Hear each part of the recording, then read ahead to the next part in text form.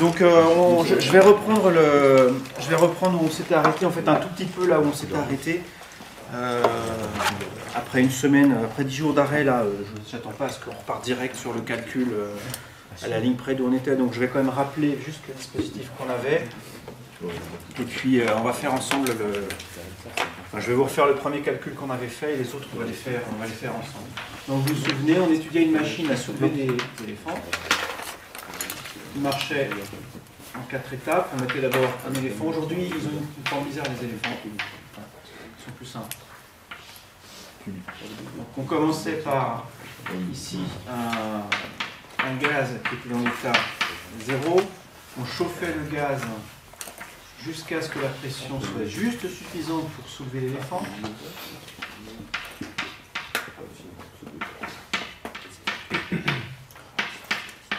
Et ça, on avait calculé les températures, pression et volume à ce stade-là.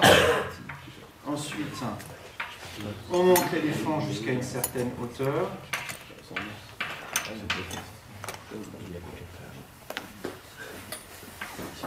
On avait appelé cette hauteur-là H1.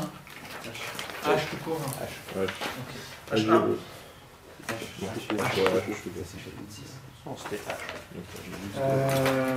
Ok. Ensuite, avec le piston bloqué, on enlevait l'éléphant et puis on refroidissait le système. Pardon, ici c'était l'état T2, T2, T2. Et donc ici on refroidissait à T3, T3, T3. Et enfin, une fois que la pression est égale à la pression atmosphérique, le piston pouvait redescendre à pression constante. Et on se retrouvait ici dans l'état initial, T0, T0, V0. On a montré la dernière fois que à cette étape-là, on avait montré que déjà V1 est égal à V0. On avait dû montrer que P1 est égal à P0 plus grand Mg sur S. Et T1 était égal à T0 plus... Alors moi je l'ai sous plusieurs formes. J'ai MgV0 sur grand S. On a mis Mg sur NR, 3H0. Et oui, il y a un sur RNR, et ça c'est H0. D'accord. Merci. H0, c'était la hauteur initiale ici. Et enfin, on avait des grandeurs numériques pour ça. Avec T0 égale 300 Kelvin. P0 est égal à 10 puissance 5 pascal et le volume V0 est égal à 2 mètres cubes. On avait trouvé ici, je veux aussi S, non pas, c'est ça, S égale à 2 mètres carrés et H0 est égal à 1 mètre. On avait ici pour la pression 1,24 soit 10 puissance 5 pascal et la température ici valait 373 Kelvin. Ok. Bon. Voilà. On avait la masse de l'éléphant aussi. On avait dû prendre 5 tonnes. En plus, si on avait pris un gros éléphant. 5. Okay. Donc, on va maintenant continuer dans cette veine-là. Donc ça, c'était, on avait obtenu ces grandeurs-là en considérant qu'on avait une transformation à pression constante entre cet état-là et cet état-là. Pardon, à volume constant, c'est le volume qui est constant ici. À partir du moment où l'éléphant se soulève, c'est la pression qui est constante. La pression extérieure ici est toujours égale à la pression intérieure. Si je fais une étape intermédiaire entre ça et ça, j'ai le piston qui est en train de monter.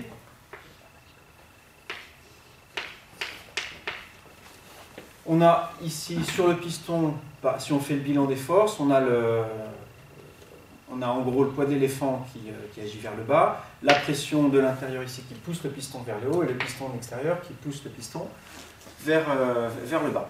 Et donc, le piston tout se passe comme si le piston ici était soumis de part et d'autre à deux pressions égales qui sont P1 est égale à celle qu'on a calculée là, P0 plus Mg sur S. Donc le gaz subit une transformation entre cet état-là et cette étape-là, une transformation à pression constante.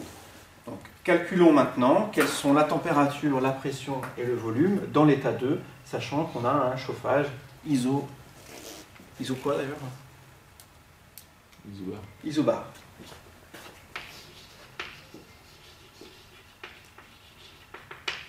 Monsieur, Oui. vous pouvez expliquer l'histoire de la pression constante entre l'extérieur et l'intérieur?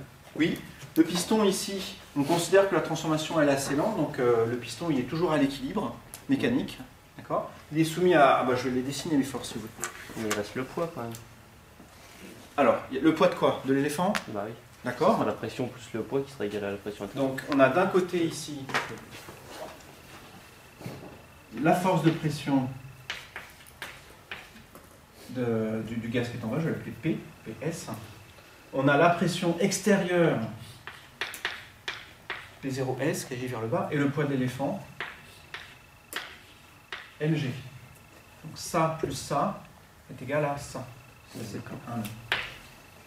Alors encore une fois, en toute rigueur, le poids de l'éléphant ne s'applique pas au piston, mais à l'éléphant. Mais en mécanique, on peut montrer que, en étudiant la réaction du support, que tout se passe comme si le poids s'appliquait aussi au piston.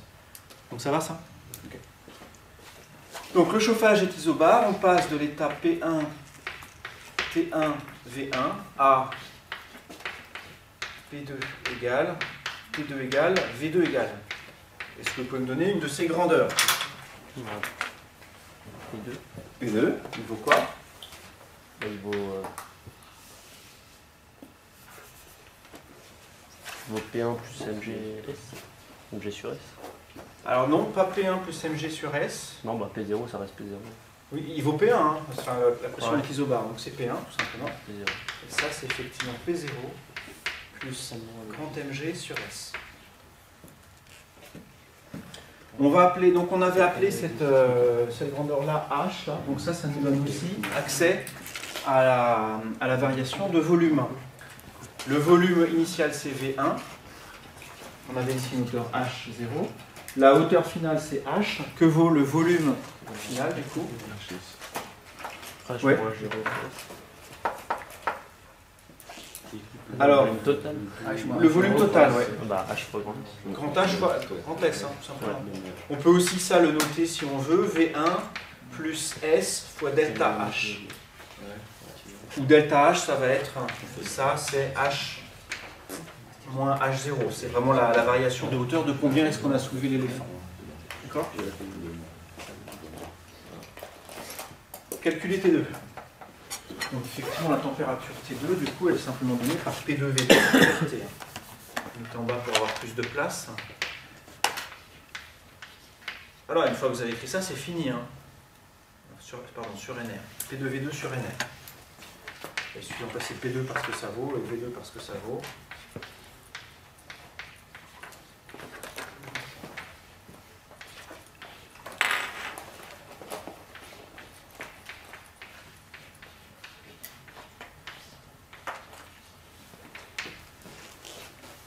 Donc 4 termes.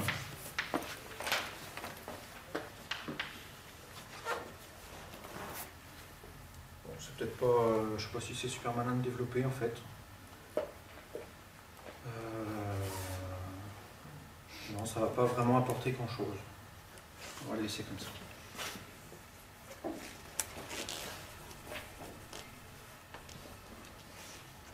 C'était presque tout bon le nettoyage de la salle. Là. Les chaises étaient bien rangées, le tableau est nickel. Ils ont juste oublié de nettoyer le nettoyeur. Un nettoyeur sale, ça ne nettoie pas, ça salit. Alors, ça fait combien ça numériquement? Bon, bah ça, on vient de le calculer, enfin, on l'avait calculé la dernière fois, il n'y a pas changé. 1,27. 1,25 puissance. Toi, tu avais 25 hein? Enfin 24. 24. Je vais mettre un 24. Ok, le volume V2. Ça se fait de tête. Ah non, j'ai pas dit de combien on soulevait le. Ok. On va le soulever d'1 mètre. D'accord? C'est pas mal déjà. Hein, enfin, sauf si vous voulez qu'on soulève de plus. Non, 1 mètre c'est bien. Ça fait 4 mètres cubes, effectivement. On en a 2 ici, et puis encore 2 mètres carrés fois 1 mètre, ça fait plus de mètres cubes, donc 4 mètres cubes. Et la température T2, bah là il suffit de calculer. Ça fait combien? La N, on a dit que c'était 1 ce matin. Ah, d'accord. Alors, on n'avait pas calculé le nombre n.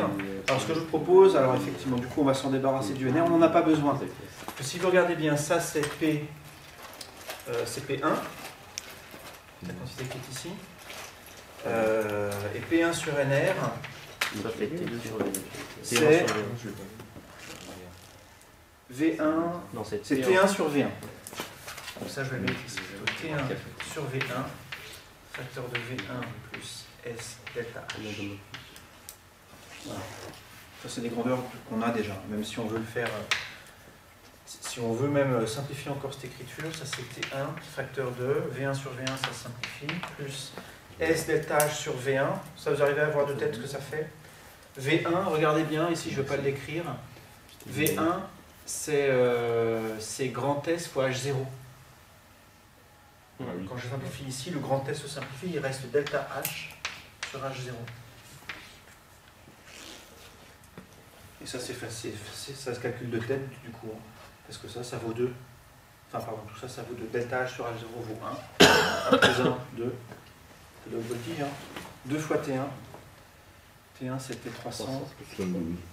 Non, 373. Donc ça se fait encore de tête un peu plus lentement. 746. Bon, bah on continue. On continue, alors je vais me remettre les résultats ici. Et puis on va continuer avec T3, P3 et V3.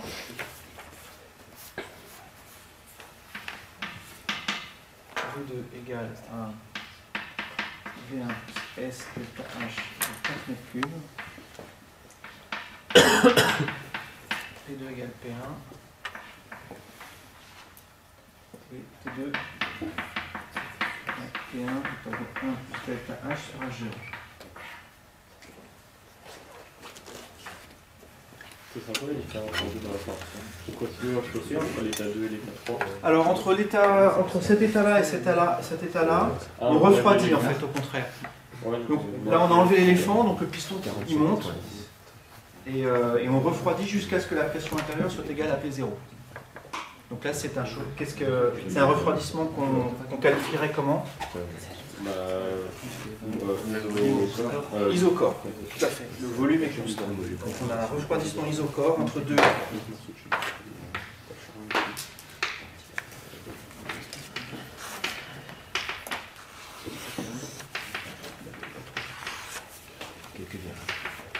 Bah, allez-y, calculez T3, V3 et P3.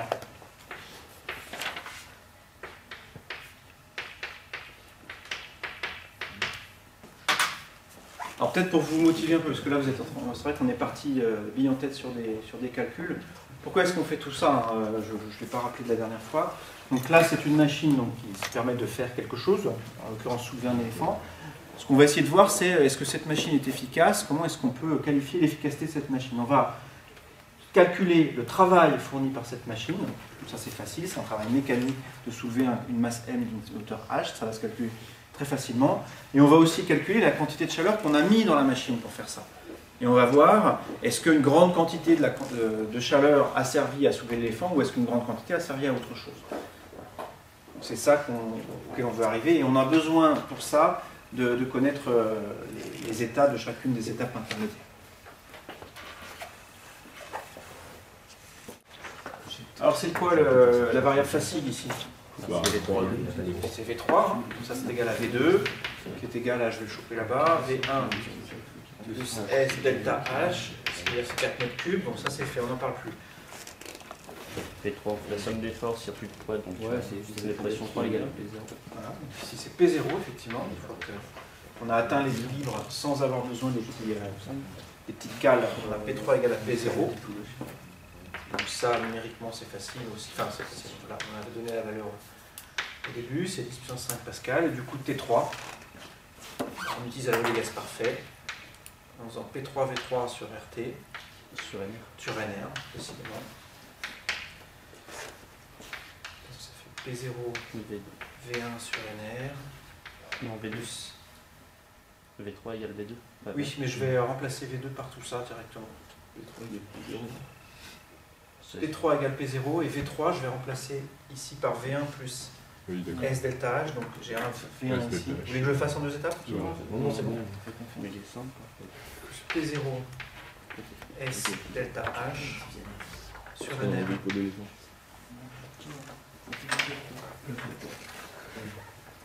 Ça, P0 V1 sur NR, c'est quelque chose qu'on connaît. Bah, ça fait T0 sur 0. Non, fois V1. Ah, c'était 0 parce que V0 égale V1. Ouais, V0 égale V1, donc ça c'est P0 V0 sur NR, donc c'est T0. Plus.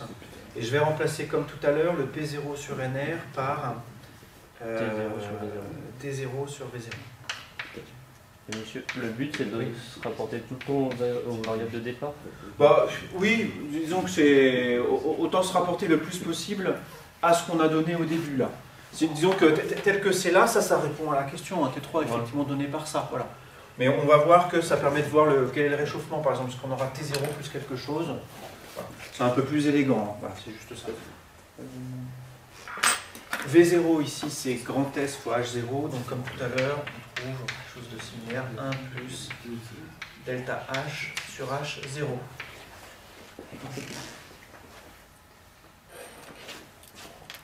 Comme tout à l'heure, la parenthèse ici vaut 2. Donc ça fait 2 fois T0, ça fait 600 Kelvin.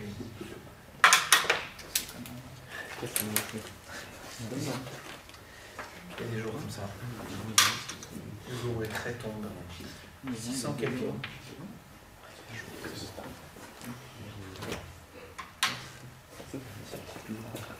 Là, il n'y a pas V0. V3, il y a V1 plus.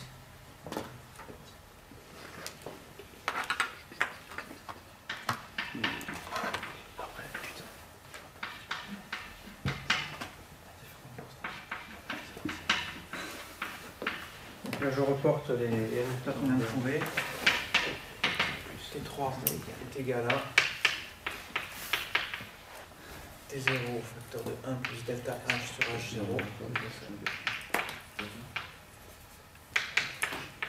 Et ça fait 600 Kelvin. Bon, voilà, là on a les variables d'état dans les différentes étapes de cette transformation. Donc maintenant, ce que je voudrais qu'on fasse, c'est qu'on calcule au cours de chacune de ces 4 transformations le travail et la quantité de chaleur reçue par le graphe. Qu'est-ce qui vous semble plus facile, la quantité de chaleur ou le travail? Ça dépend des étapes. Ça va dépendre des étapes. Ok. Bon, bah, prenons-les dans l'ordre. L'étape 1. Quantité de chaleur, travail de Pourquoi? c'est bon. Ok. Il n'y a effectivement pas de déformation. Donc au cours de la première étape, le travail est nul.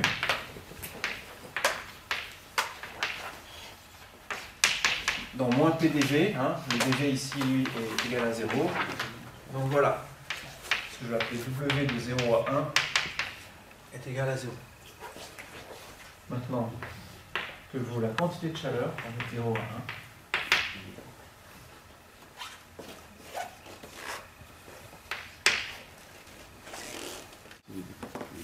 Ouais, vas-y. CVDD plus. Alors je vais écrire le delta Q. Delta Q est égal à CVDT, oui. Ah oui, plus. Bah, après, ça dépend. Mais là, on est Alors en un gaz Ouais, parfait, donc c'est PDV, sinon ça serait éventuellement autre chose. Et de toute façon, on s'en fiche un peu. Parce que DV. Parce qu'ici, DV est nul. Dans ce cas-là. Donc ici, c'est effectivement juste CVDT. Donc si CV est constant, on va considérer qu'effectivement CV est constant. Voilà, Q de 0 à 1, c'est simplement CV fois delta T, c'est-à-dire T1 moins T0. T1 moins T0, c'est assez. C'est une formule qui est peut-être trop moche, puisque ça s'arrange bien. Donc ça fait CV sur NR fois MG H0.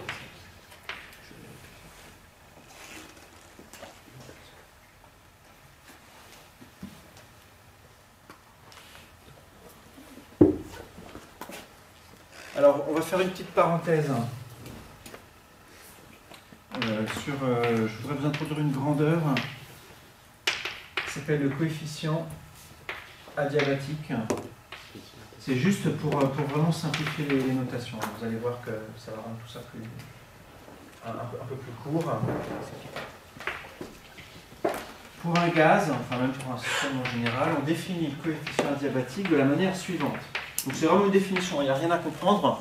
C'est une grandeur qu'on définit. Voilà. C'est gamma, qui est défini comme le rapport entre la capacité calorifique à pression constante et la capacité calorifique à volume constant. Cette grandeur, elle se mesure par différentes grandeurs, elle est assez facile à mesurer et elle intervient dans vraiment beaucoup de phénomènes en thermodynamique. C'est pour ça qu'on lui donne un nom. Pourquoi est-ce que je vous en parle là? Parce qu'on peut exprimer du coup CV et CP en fonction de gamma, puisque vous vous rappelez que d'après la relation de Meyer, CP moins CV c'est égal à NR. CP, d'après ça, CP c'est gamma CV. Je vais remplacer là-dedans CP par gamma CV. Ça me dit que gamma CV moins CV est égal à NR. Et donc ça vous dit que CV c'est égal à NR sur gamma moins 1. Voilà. Donc en gros, si vous connaissez pour un gaz parfait CV, vous connaissez gamma. Et inversement, si vous connaissez gamma, vous connaissez CV. Et je vous parle de ça maintenant parce que ici vous avez le rapport CV sur NR qui intervenait. Et ça, j'ai super envie de l'écrire. CV sur NR est égal à 1 sur gamma moins 1.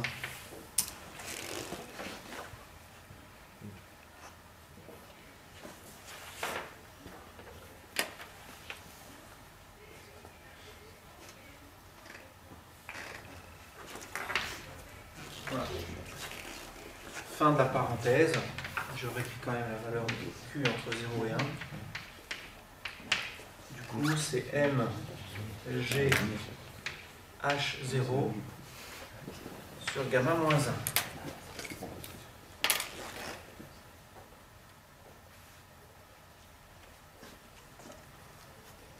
Pour de l'air, on va considérer que c'est de l'air ici, le gaz ici. Le gamma vaut 1,4.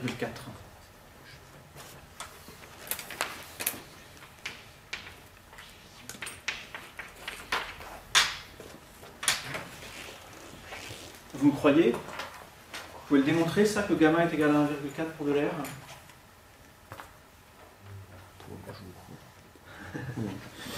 Alors, je vous avais donné quelques propriétés de CV et de CP dans un cours antérieur. Je vous avais dit que quand on a des molécules qui sont diatomiques, c'est le cas pour l'air, CV était donné par 5 demi de NR, et CP, c'est ça plus NR, d'après la NR. Donc c'est 7 demi de NR. Donc CP sur CV, c'est 7 cinquièmes. 7 cinquièmes, ça fait 1,5. Ça, c'est 7 cinquièmes. 350 000, là. C'est beaucoup, non? Ça fait beaucoup? Avec 5 tonnes. Alors là, les 5 tonnes, oui, si, j'allais dire, je ne sais pas. 350 000 joules. C'est vrai, ça? 5 000. Il faut être plus simple, ça. Fois H01 divisé par 0,41. C'était par là, ça. Ouais. Moi, j'ai 122 625. Ouais, plus du ça. Oui, moi aussi.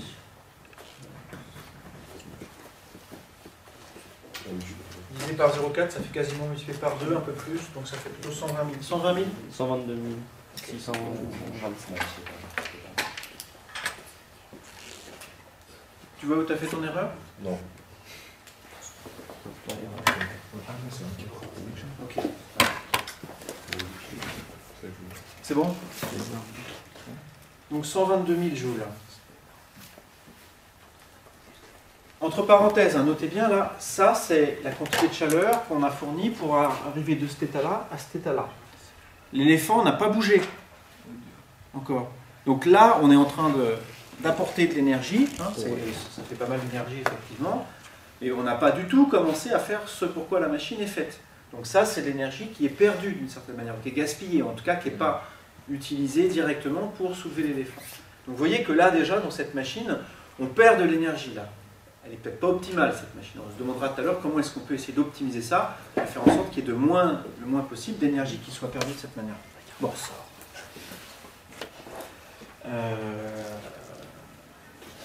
Ici, je vais noter les grandeurs qu'on a trouvées. 122 kJ. Et W01 est égal à 0. Bah, c'est reparti. Maintenant, on fait pareil pour l'étape numéro 2. Entre 1 et 2.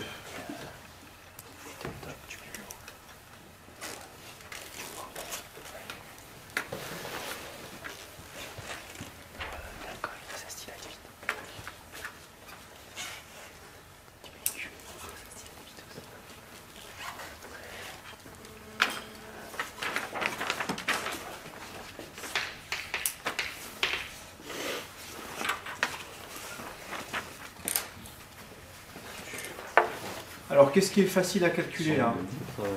Le travail. Pourquoi c'est facile? D'accord, donc effectivement, ça c'est moins P dV. Qu'est-ce qu'il y a de simple ici dans le cas particulier de la transformation entre 1 et 2? La pression est constante. Donc on peut effectivement intégrer ça facilement. Alors, dans le cas général, le travail est donné par ça, et dans le cas général, P dépend de V. Donc il faut savoir comment P dépend de V. Donc il y a un problème, on ne peut pas directement sortir P en général. Ici, P est constante, donc on peut le faire. Et donc on a l'intégrale de dV, c'est-à-dire delta V, donc on a moins P, facteur de V final, V2 moins V1. Et je vais mettre le bon indice sur P ici, la pression qui est ici, c'est P, la pression pendant toute la course. C'est P1 ou P2, hein, c'est la même chose, P1.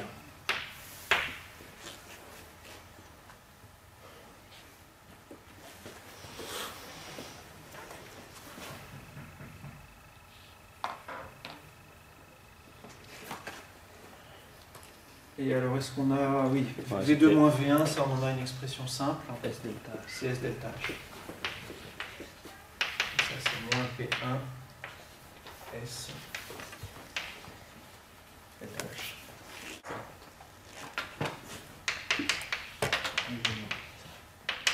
Fois 10 puissance 5. Ouais.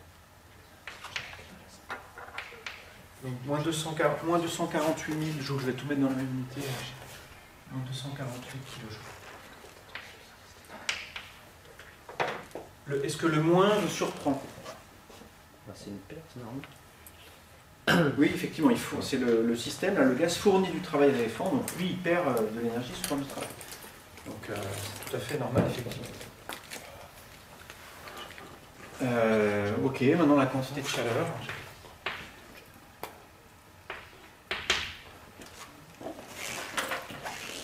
On fait comme tout à l'heure, j'écris CVDT plus PT. Non, parce que là, on va D'accord, donc c'est. Alors j'aurais le droit de le faire, hein, ceci, hein, mais c'est pas le plus malin, effectivement. Donc qu'est-ce que j'écris? CPDT. Et ici c'est moins V. Avec cette fois-ci ce terme-là qui est nul, donc c'est simplement CPDT, donc Q entre 1 et 2, c'est donné par CP delta T.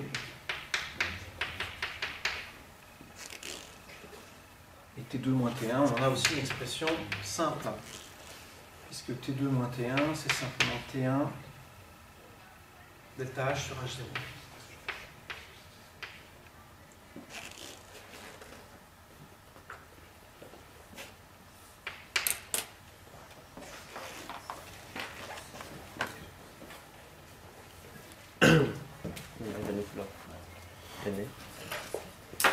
Pour CP.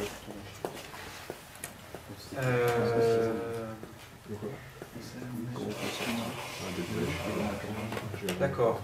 Alors CP c'est... Ah oui, vous n'avez pas CP. CP c'est gamma CV. C'est gamma sur... Et CV c'est NR sur gamma moins 1. Peut-être le mettre comme ça. CP c'est gamma CV. Et CV, on a vu tout à l'heure que c'était NR sur gamma moins 1. Bon, on peut directement passer par 5,5 de... Vu qu'on a déduit gamma de... Oui, oui, on peut aussi. Hein, oui. C'est juste que le NR, je vais m'en débarrasser en fait. Ah d'accord. ça, je peux l'écrire aussi, gamma sur gamma moins 1. Et le NR, je mets que c'est P1, P1V1 par exemple.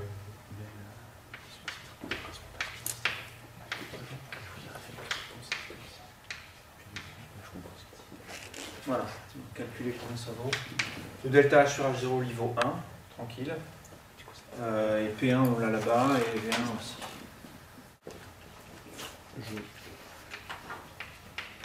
Quelqu'un confirme?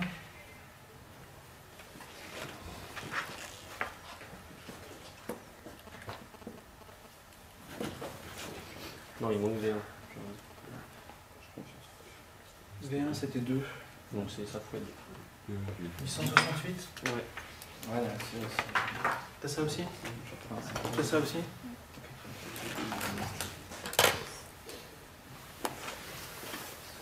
Bon, vous voyez que cette quantité est positive, effectivement. Là, on est en train de chauffer le gaz pour monter l'éléphant. Une autre remarque qu'on peut faire, c'est que le travail fourni ici est plus petit en valeur absolue que la quantité de chaleur fournie. Ben oui, quand on soulève l'éléphant, on apporte du travail, mais il vient bien être quelque part ce travail. Donc il vient de la quantité de chaleur qu'on a fournie. On n'aurait pas pu avoir ici quelque chose de plus petit que là. On voit encore ici qu'on gaspille en quelque sorte de la chaleur. Hein. Là, il y a presque 3 fois, ça c'est à peu près 3 fois ça, un peu plus même. Hein. Donc on utilise juste un tiers de l'énergie ici pour faire monter l'éléphant. Le reste, il sert à chauffer le gaz en fait. Et ça ne nous intéresse pas ça. Bon. Ça, je vais aussi noter les grandeurs. Ouais, mais elle n'est pas vraiment perdue parce que la chaleur, on va la garder pour l'instant. C'est une bonne remarque. On verra si on peut la récupérer. Si on peut la récupérer, effectivement, oui. Finalement, c'est juste un petit investissement et puis on va la récupérer après. Ah, mais je parle pour les suites de l'étape. À la fin, on ne pourra pas forcément. Voilà. On va pas réchauffer un peu. Tout à fait la question. Est-ce qu'on pourra la récupérer ou pas cette quantité de chaleur? On va en discuter. Ok, étape 3. Je vais aller un peu plus vite. Je peux effacer ça? Bon, l'étape 3, c'est assez similaire à ce qu'on a fait tout à l'heure. On a puisqu'on est encore dans le cas où le volume est constant. Donc on a encore W est égal à 0 car le volume est constant. Et on écrit CVDT plus PDV. Le volume étant constant, ça fait 0. Et donc on a plus entre 2 et 3, qui est égal à CV delta T, c'est-à-dire T3 moins T2. Et T3 moins T2, c'est CV, donc c'est T1 moins T0, facteur de 1 plus delta H sur H0. Là, ce que j'ai fait, je reprends simplement les grandeurs qui sont là. Le T3, je l'ai pris là. Et le T2, je l'ai pris là. Il faut que je fasse attention aussi. Pardon, c'est T0 moins T1 ici.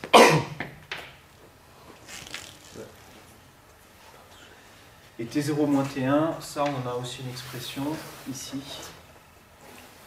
T0 moins T1, ça c'est moins mg H0 sur NR. Donc on se retrouve avec moins CV, grand M, G, H0 sur NR, 1 plus delta H sur H0. CV sur NR, c'est 1 sur gamma moins 1.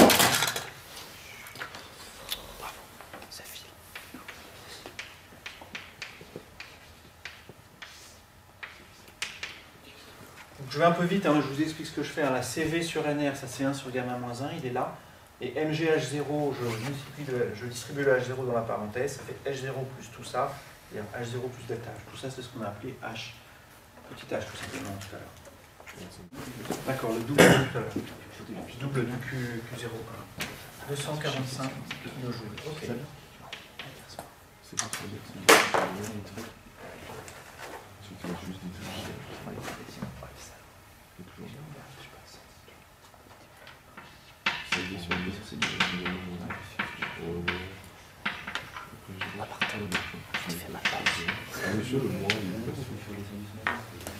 il est conservé le moins, non?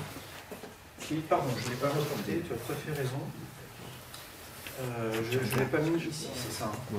Ouais, merci. Là, du coup, devant aussi. Il se met dans la valeur numérique aussi. Donc attention, j'avais oublié le signe moins ici.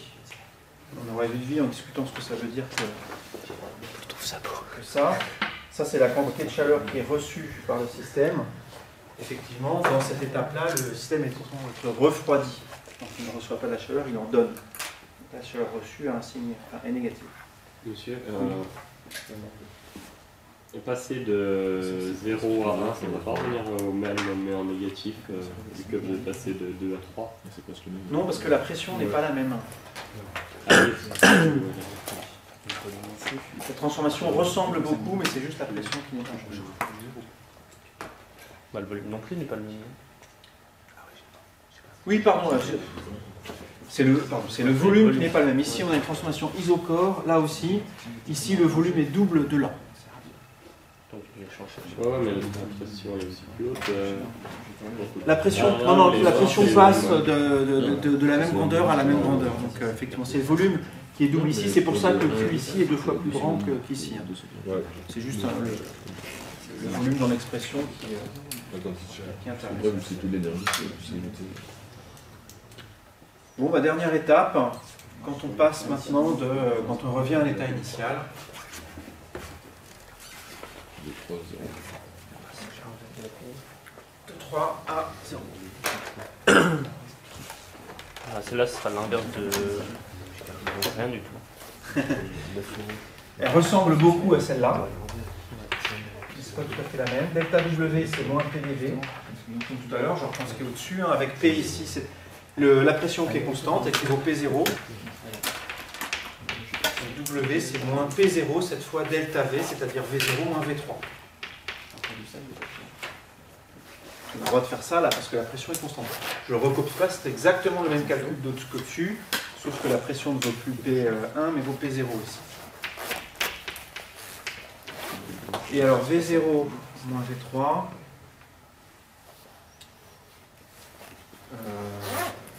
Oui, bah c'est bon.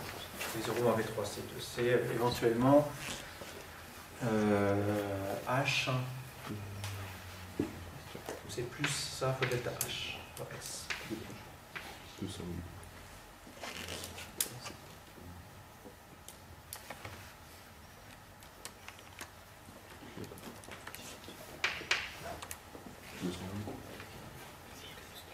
Et ça fait 200 000 Ça fait 1 fois 10 puissance 5 fois 12. D'accord, 200 kJ. C'est positif. Hein. Ça devrait être négatif. Non, alors cette fois-ci le il gaz reçoit reçoit le bien le travail. travail. Il est en train d'être comprimé par l'extérieur, donc il reçoit le travail. 200 kJ. Ok. Et pour la quantité de chaleur, delta Q est égal à. Comme tout à l'heure, on va prendre la feuille avec CPDT, puisque le deuxième morceau avec VDP est nul, puisque la pression est constante. Et donc ça dit que Q entre 3 et 0 est donné par CP fois delta T, c'est-à-dire T0 moins T3. T0 moins T3, ça on a une expression très simple ici. T0 moins T3, ça fait simplement moins T0 delta H sur H0 et LCP que je vais faire. Voilà. Alors au niveau du signe c'est correct.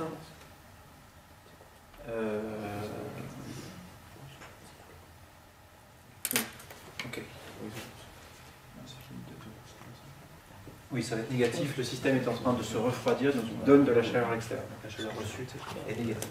Comme tout à l'heure, ça, pour le calcul numérique, on peut le simplifier un petit peu, parce que CP, c'est gamma sur gamma moins 1 NR, et NRT0, c'est P0 V0.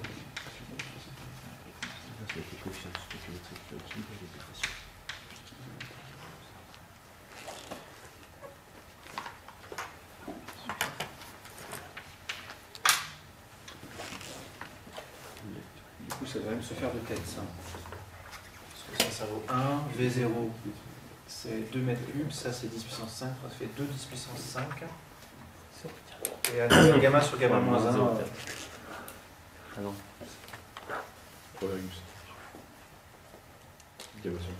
3,5, donc ça va faire 700 000, moins 700 000. Vérifiez.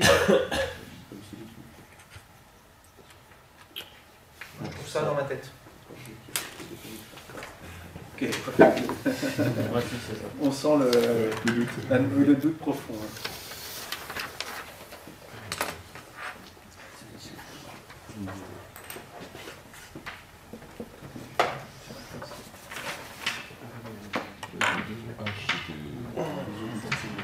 C'est ça? Ouais.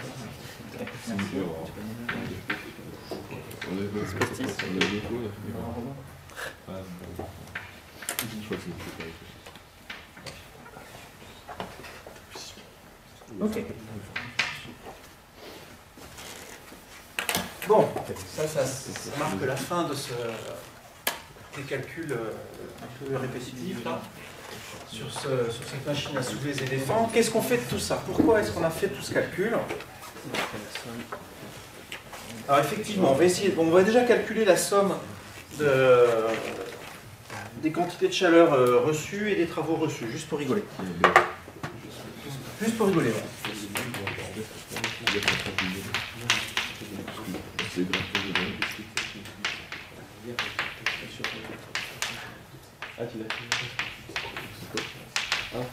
Alors, ça fait combien? 990 moins 945. Je trouve moins 45. J'ai trouvé moins 3. Normalement, c'est drôle. Bah, c'est juste qu'on a des fois on a pris 9,81, des fois on a pris 10. C'était pas les mêmes résultats.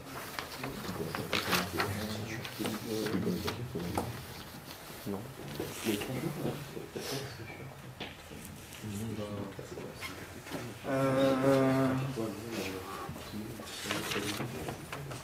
pas compté dans un 5 hectares? Non.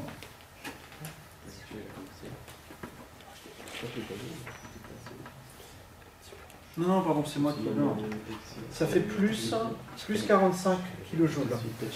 Si vous faites la somme de 122, Ouais, 868, moins 845, ça fait Moins plus 40. 45? Ouais, plus 45. Plus 45, vous trouvez, hein? 990.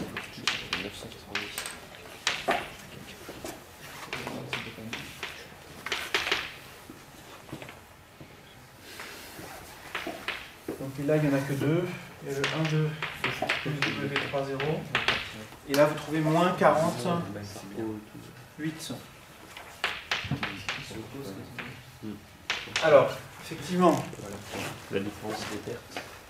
alors, il ne devrait pas y avoir de différence en fait. Donc effectivement, comme tu l'as dit, vous avez parfois pris 9,81 ou 10 pour G, on a un peu arrondi. En fait, les deux grandeurs ici devraient être exactement opposées. C'est-à-dire que celle-là elle doit être un peu plus de 45. Si vous faites le calcul sans les arrondis, on ne va pas le refaire. Vous avez trouvé deux quantités opposées ici. Pourquoi est-ce que je vous dis ça? Parce que là, on est théorique, on n'a pas d'échange avec l'extérieur.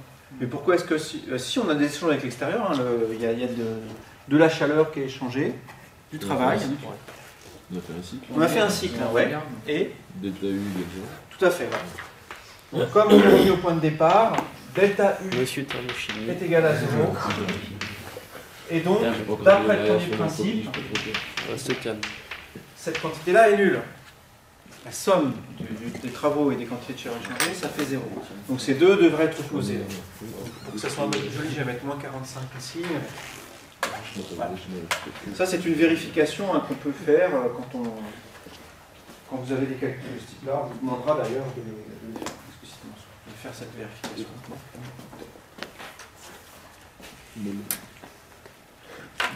Parmi toutes les quantités qu'on a calculées, là, tous les travaux et les quantités de chaleur, quelle est celle qui nous intéresse vraiment? Quelle est celle qui caractérise le rôle de la machine qu'on a voulu mettre en place ici? C'est quoi la quantité utile là-dedans pour la machine? Ouais, lequel? Les deux, un seul? Tout à fait, c'est 1 à 2. Le 3 à 0, on s'en fiche un peu. Hein. pas quelque chose qui... Donc, le travail utile, c'est W12.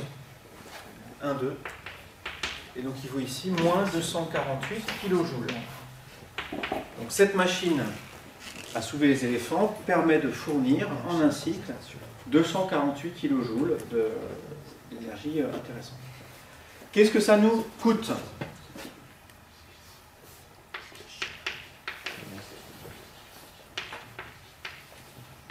L'énergie qui coûte à l'utilisateur. Ça, c'est vraiment une notion importante. C'est que là-dedans, il a fallu à un certain moment fournir de l'énergie avec quelque chose qui coûte, et des fois, ça ne coûte rien. On va les prendre une par une, les étapes. Ici, l'étape pour passer de 0 à 1, est-ce que c'est quelque chose qui coûte à l'utilisateur ? Oui. Hein ? On chauffe, donc il faut du gasoil ou ce que vous voulez, mais il faut quelque chose qui chauffe. Donc, on a effectivement Q01. Est-ce qu'entre 1 et 2, ça nous coûte quelque chose ? Aussi, pour la même raison.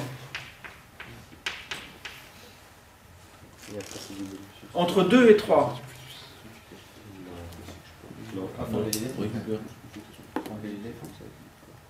On a enlevé l'éléphant, ouais, ok. Faut vendre l'éléphant, ça t'a dit ? On a enlevé l'éléphant. Ouais, et Ouais, il s'est marché l'éléphant, ça peut vendre de bon, de toute façon, hein, c'est de la quantité de chaleur qui est perdue vers l'extérieur. Entre ici et ici, c'est un refroidissement. Vous n'allez pas pouvoir remettre cette énergie, c'est ça le point important. Vous n'allez pas pouvoir remettre cette énergie dans la source chaude que vous avez utilisée. Hein. Comment est-ce qu'elle marche, cette machine-là ? Comment est-ce qu'on chauffe le gaz pour aller de là à là ? Ben, il faut le mettre en contact avec une source qui a une température au moins égale à celle-là. D'accord ? Si vous mettez le gaz en contact avec quelque chose de plus froid, vous n'atteindrez jamais cette température-là. Donc il faut le mettre en contact avec une source de chaleur qui a au moins cette température-là. Après, si vous voulez récupérer l'énergie qui est ici quand ça se refroidit, vous allez le mettre dans quelque chose qui est plus froid, forcément. Pour refroidir le gaz, vous le mettez en contact avec une source froide. Donc vous n'allez pas pouvoir remettre ça dans votre source de départ là. Donc ça, c'est de l'énergie qui est perdue. Ça sert à refroidir, à réchauffer éventuellement une source froide, mais c'est quelque chose qui est inutile. Donc cette quantité de chaleur-là, vous ne pouvez pas la récupérer, elle ne sert à rien, et celle-là non plus. Donc ça vous coûte, en tout, la somme de ces deux grandeurs-là, ce qui vous donne ici 990 kJ.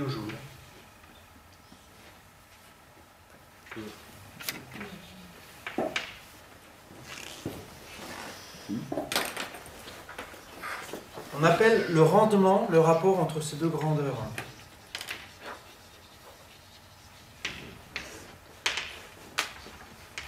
C'est défini comme échange utile, je vais mettre ça de façon générale, sur échange coûteux.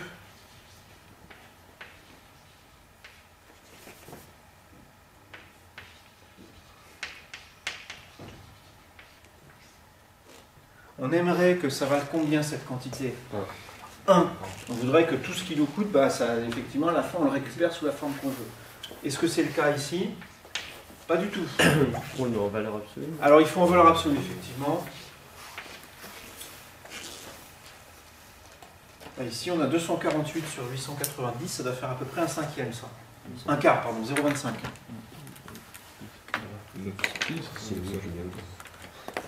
Un quart, ouais. C'est ça ? 0,25. 1,40 tu trouves toi ? Là, 0,25, 0,5, 0,5. Ah oui, oui, d'accord. Okay.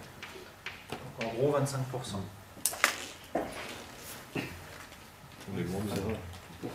Donc, ouais, il y a 3/4 de l'énergie qu'on fournit sous forme de chaleur qui ne sert pas à ce qu'on veut. Est-ce que vous estimez que c'est une bonne machine ou une mauvaise machine ? Pas top. Pas top. Si on a dans l'idée d'avoir un rendement de 100%, effectivement, on en est loin. Il se trouve que pour des machines réelles, ça ne serait finalement pas si mal que ça. Bon, là, on n'a pas considéré le frottement dans une condition idéale, donc ça ne veut pas dire grand-chose non plus. Donc la question qu'on se pose maintenant, que se sont posées les gens qui ont inventé la thermodynamique, en fait la thermodynamique a été inventée pour précisément ça, c'est-à-dire on a ici un certain rendement, est-ce qu'on peut faire mieux? Est-ce que si je suis plus malin en inventant une machine qui échange de la chaleur de manière un peu différente, est-ce que je vais pouvoir augmenter la quantité de travail que j'arrive à fournir avec une quantité de chaleur donnée? Probablement oui. Et en fait, ce dont se sont aperçus les gens, c'est qu'il y avait une limite théorique à ça. Une limite théorique absolue. Il y a un rendement limite qui dépend de la température des sources qu'on utilise. Je vais quand même vous donner ici la formule. On la verra après, plus tard dans le cours, mais juste pour vous donner l'ordre de grandeur. Ce qu'on montre, c'est que si on fait marcher la machine avec deux sources de chaleur, une froide et une chaude, donc ici la froide, ça serait celle à 300 Kelvin, qui sert à refroidir le corps pour l'amener à 300 Kelvin à la fin. La chaude, ça serait celle à 373 Kelvin. On montre que le rendement max, il est donné par 1 moins la température froide sur la température chaude. Ça s'appelle le rendement de Carnot. Encore une fois, on y reviendra. Je donne juste la formule comme ça. Et donc ici, ça c'est 1 moins 300 sur 373.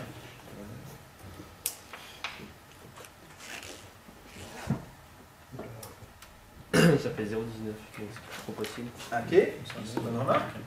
C'est pas trop possible, 19%.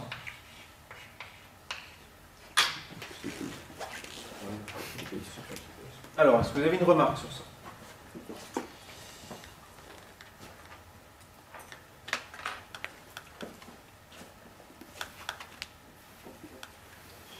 Ici, il faut faire attention à ce que veut dire l'échange utile, là, le travail utile qu'on reçoit. D'une certaine manière, quand on fait le cycle total, je vous ai dit que la chaleur était perdue ici entre cette étape-là, celle-là et celle-là, parce que la chaleur était amenée vers l'extérieur. Ça, c'est pas le cas du travail, en fait. Le travail qu'exerce la pression atmosphérique pour faire redescendre le piston, c'est quelque chose qui reste accumulé par le gaz et qui est valable, qui est ensuite disponible pour repartir sur un cycle pour l'étape suivante. Donc en fait, si on veut calculer le rendement de façon plus rigoureuse, l'échange qui est ici, plutôt le travail utile qui est ici, il faudrait aussi ajouter le travail W30, celui-là. Ça, c'est quelque chose que reçoit le gaz, c'est quelque chose qui n'est pas perdu au cours de la transformation. Bah, le rendement est encore meilleur, du coup, c'est pareil. Non, il est plus bas, parce que, regarde, ici, c'est quelque chose qui est un signe, c'est plus 200. Donc ça fait 48 kJ. Moins 40. Moins 48. C'est intéressant comme rendement. Pardon? C'est pas moi. Il est assez nul le rendement à la fin. Du coup, il va être mauvais, oui, tout à fait. Hein. Bah, il va être plus petit que ça, déjà. Et il va être donc... là, 48, c'est à peu près 5 fois plus petit que ça. Donc on va avoir un rendement de 5% ici seulement. Je sais pas que c'est pas réaliste. Exactement. Non, ça va pas être très bien. Donc, une partie de ce qu'on va faire après, c'est essayer de voir comment est-ce qu'on atteint ce rendement théorique maximum ici, d'où vient cette formule qui est ici, et comment est-ce qu'on peut espérer réaliser le rendement maximum. Clairement, la machine qui est ici ne réalise pas le rendement maximum. Donc, on pourrait espérer avoir un rendement de 19%, on n'a que 5%. Donc on peut faire 4 fois mieux que ça. En fait. Donc ici, on perd C'est un hasard. un quart de l'énergie. Le travail utile, le travail total, c'est quasiment les mêmes. Non, c'est pas un hasard, c'est effectivement la même chose. Ça, c'est la même chose que ça. Ça, c'est la somme de ça et de ça. La raison pour laquelle les chiffres ne sont pas tout à fait les mêmes, c'est les arrondis, là, tout à l'heure. On aurait dû faire plus attention. Ouais, c'était moins C'était un 48, là, et j'ai mis un 45 parce qu'avec les arrondis, on aura pour les deux quantités une grandeur entre les deux. Pour ce qui va suivre, j'ai besoin d'un petit intermède pour définir ce qu'on appelle la loi de la place.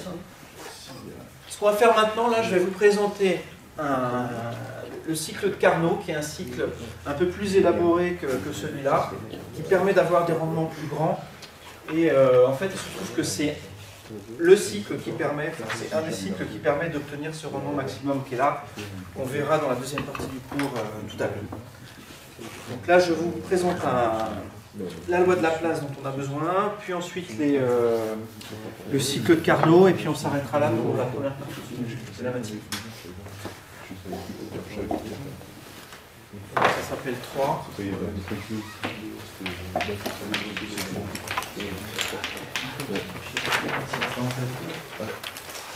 Loi de Laplace.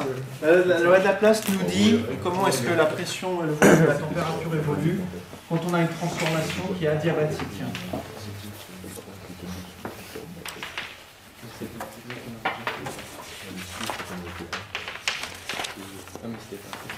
Mais aussi quasi statique.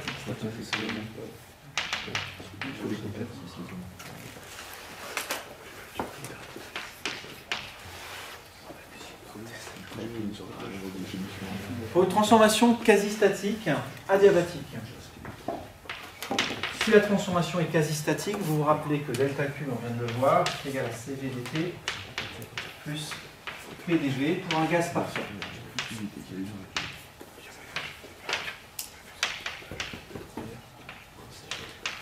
Donc les hypothèses ici importantes, c'est ça et ça. Et ça, si c'est adiabatique, que vaut cette grandeur? 0. Adiabatique, ça veut dire qu'il n'y a pas d'échange de chaleur. On va voir que ça nous donne une relation entre la température et le volume. Pour ça, pour commencer, que CVDT plus, je remplace la pression parce que ça vaut en fonction du volume et de la température d'après la loi des gaz parfaits. Le P qui est ici, c'est NR T sur V dV. Ça vaut 0. Pourquoi est-ce que j'ai fait ça? Parce que du coup, on va arriver à séparer la variable de température de la variable de volume. On va arriver à intégrer ça pour obtenir une loi entre T et V. Ça, je l'ai écrit CVDT sur T est égal à moins NR dV sur V. Donc, je vais même laisser du même côté de l'égalité, en fait. Ça va être aussi bien. J'utilise ici la propriété que j'ai donnée tout à l'heure pour CV. CV, vous vous rappelez que c'est NR sur gamma moins 1, si on introduit le coefficient adiabatique gamma.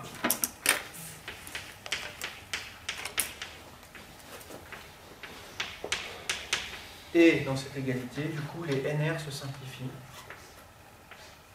Et on obtient, je multiplie tout par gamma moins 1, dt sur T, plus gamma moins 1, dV sur V est égal à 0. Ça, on peut l'intégrer facilement. Parce qu'on connaît une primitive de ça en fonction de la température. C'est quoi? C'est log. Effectivement. Donc ça, c'est log de T plus gamma moins 1 log de V est égal à une constante.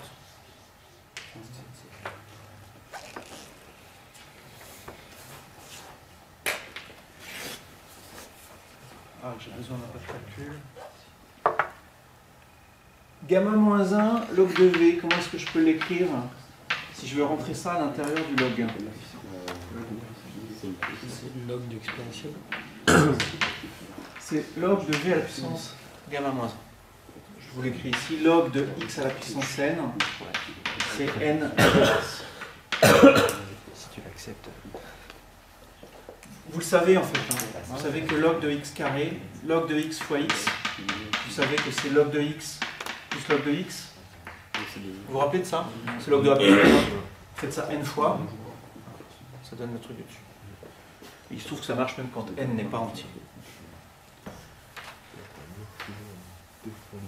Donc du coup, si j'utilise ça dans l'expression qui est là-bas, ça me dit que log de t plus log de v à la puissance gamma moins 1 est égal à une constante, et log de a plus log de b, ça fait log de ab, log de t v puissance gamma moins 1 égale à une constante. Ce qui nous dit, si le log de cette quantité est constant, bah, ça dit que la quantité elle-même est constante. Donc ça, c'est égal à une autre constante qui doit être constante prime. Donc au cours d'une transformation adiabatique quasi-statique d'un gaz parfait, le produit TV puissance gamma moins 1 est conservé, et le même pour la transformation. Ça, je vais l'encadrer, c'est une expression de la loi de Laplace, c'est peut-être pas la plus utile et la plus courante, mais c'en est une. Celle qui est plus utile, c'est celle qui fait qui est souvent plus utile, celle qui fait intervenir la pression et le volume. Je vais là-dedans remplacer la température par ce que ça vaut en fonction de la loi des gaz parfaits. Je vais écrire que T est égal à PV sur NR. Je le remplace là-dedans. Donc j'obtiens PV sur NR fois V à la puissance gamma moins 1 est égal à une constante prime. Le NR, c'est une constante.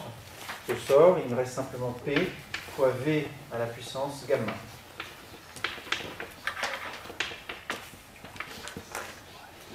Ça, c'est la loi de Laplace aussi. C'est une autre expression de la loi de Laplace.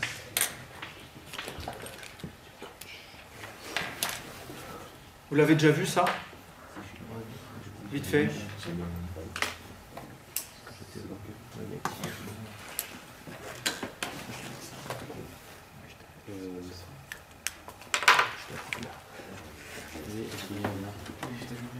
Pardon? Allez-y, hein, s'il y a quelque chose qui va un peu vite ou vous voulez des détails. Ah oui, non, c'est bon. C'est quoi, c'est constante prime ou... J'ai mis constante prime ici et là constante seconde, c'est juste pour dire que c'est pas les mêmes. En général, je mets constante et de toute façon, ça peut être. Ah, NR, vous y avez. NR, il est dans la constante prime en fait. Ouais, justement. voilà, ouais. Ouais. Donc voilà, PV puissance gamma est constant au cours de ce type de transformation adiabatique quasi-statique.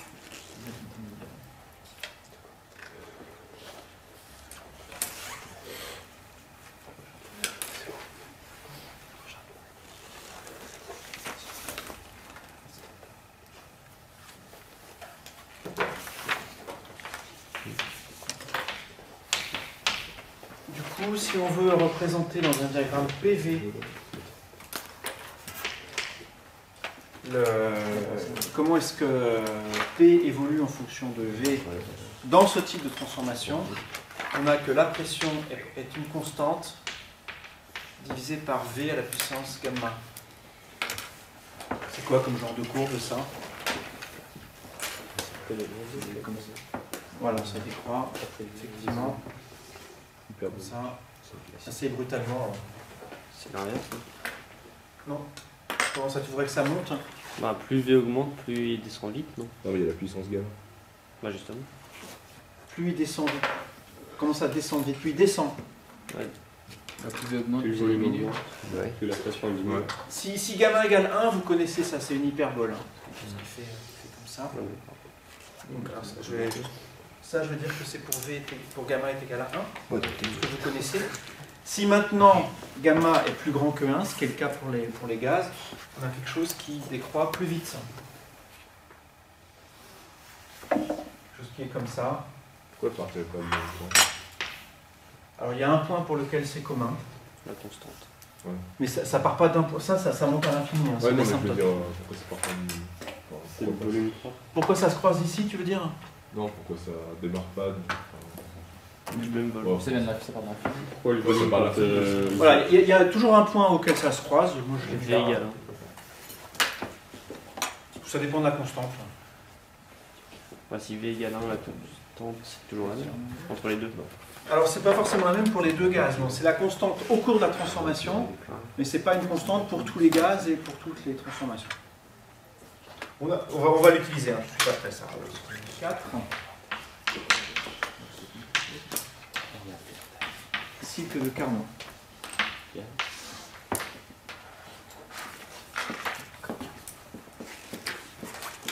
De quoi? Voilà. Quand Carnot? J'ai pas dit. Moi, je t'entends toujours faire des jeux de mots débiles alors que t'en fais pas. J'ai pas dit. Si. Moi, c'était encore pire. Donc. Fais juste. Alors, Carnot, c'est une des personnes qui a inventé la thermodynamique. Alors, c'est un des pionniers, hein, donc il ne connaissait pas la thermodynamique vraiment sous la forme qu'on est en train de voir maintenant, mais il avait quand même compris vraiment beaucoup de choses.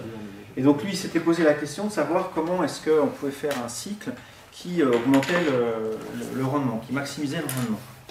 Et il s'était aperçu qu'une source de diminution du rendement, c'était vraiment le fait de mettre en contact un système qui a une certaine température avec un corps qui était plus chaud ou plus froid.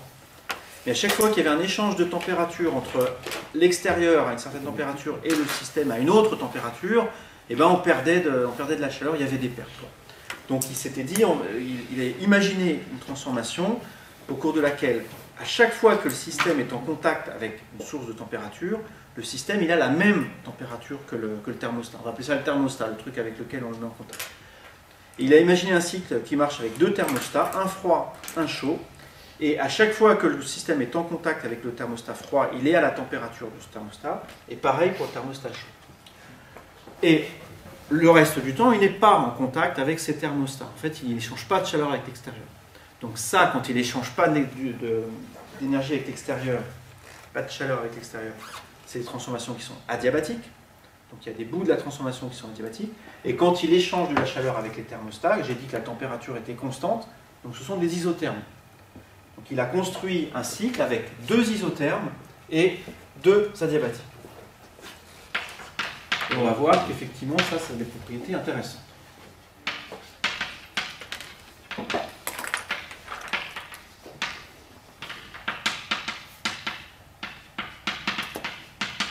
Donc de A à B, on va commencer par une expansion qui est isotherme. Et je vais faire le petit dessin ici, le diagramme PV en même temps que je décris la transformation.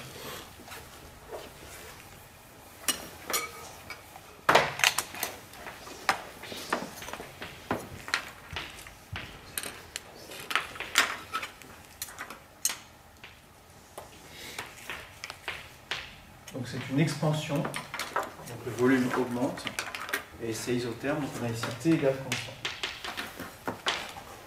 Ensuite,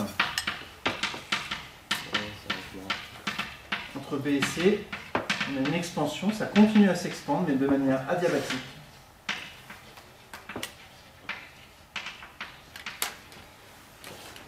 On a vu tout à l'heure que la pente ici était plus importante pour les adiabatiques que pour les isothermes. Donc ici, entre B et C, ça descend plus rapidement.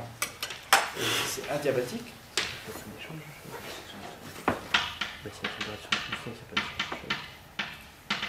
Ensuite, on a une étape, cette fois-ci, de compression isotherme. Donc ça va aller dans l'autre sens. On va maintenant suivre quelque chose qui est plus proche de ça. Et ici, on a T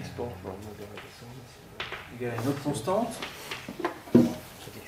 Et enfin, on termine par un retour à la case départ entre D et A par une compression adiabatique.